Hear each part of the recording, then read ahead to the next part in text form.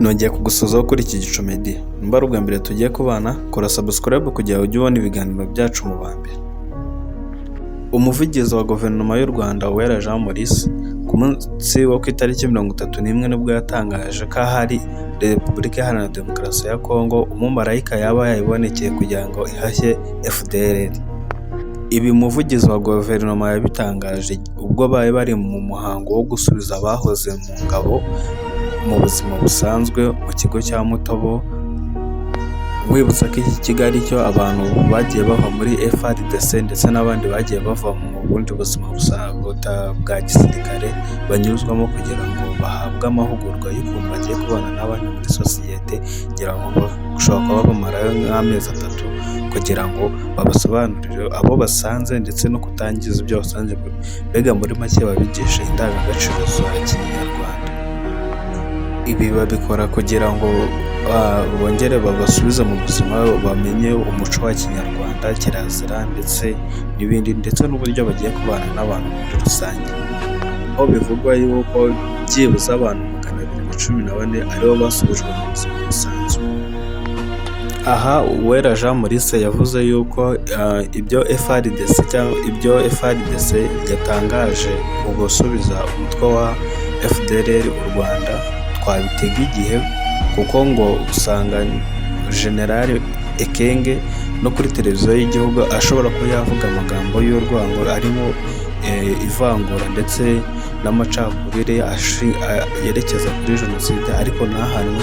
Ibi rero nabyo biri mu biteye amakenga u Rwanda byo kuvuga se nimba umujenerali nka Ekenge ashobora kuvuga ibintu bikubira urwango ntahanwe, twizere yuko uru Rwanda rushobora kuzabona ni uwo mutwe washyikirijwe. Ibi kandi byongerewe guhamwa na ambasaderi w'u Rwanda muri Loni Martin Ngoga, we wavuze ko ibi nabyo ari ukubitega amaso kureba ko Kongo yabasha kubahiriza amasezerano y'u Washington basinye. Ibi kandi byemezwa n'umuvugizi mukuru w'ingabo wungirije wa FDL cyangwa se FARDC n'igisirikare cya Kongo, aho umuvugizi wungirije Nduru Jacques Cyarigonza yavuze ku itariki 29 z'ukwezi kwa gatatu, yavuze yuko yoherejwe mu burasirazuba bw'igihugu bw'akarere kugira ngo ajye guhashya umutwe witwaje intwaro wa FDLR, aho atangaza yuko bazabanza kuvugana n'umutwe wa FDLR kugira ngo utange intwaro ku buryo bworoshye, byakanga hakaza gukoreshwa imbaraga. Mwibutsa gukora subscribe kuri YouTube yacu Gicu Media kugira ngo ujye ubona amakuru mu ba mbere. Ibi kandi yabitangaje ubwo yoherezwaga Kisangani kugira ngo ajye guhagararira iyo operasiyo yo kuba yakaka FARDC yakaka intwaro FDLR kugira ngo intambara turebe ko yaza guhagarara mu karere.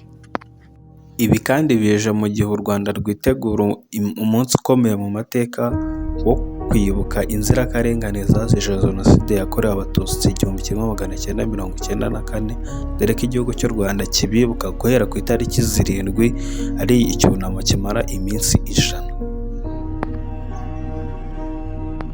Nongera kukwibutsa aho utarakora subscribe, kora subscribe kuri YouTube yacu Gicu Media kugira ngo ujye ubona ibiganiro byacu ndetse n'amakuru akugereho ku gihe.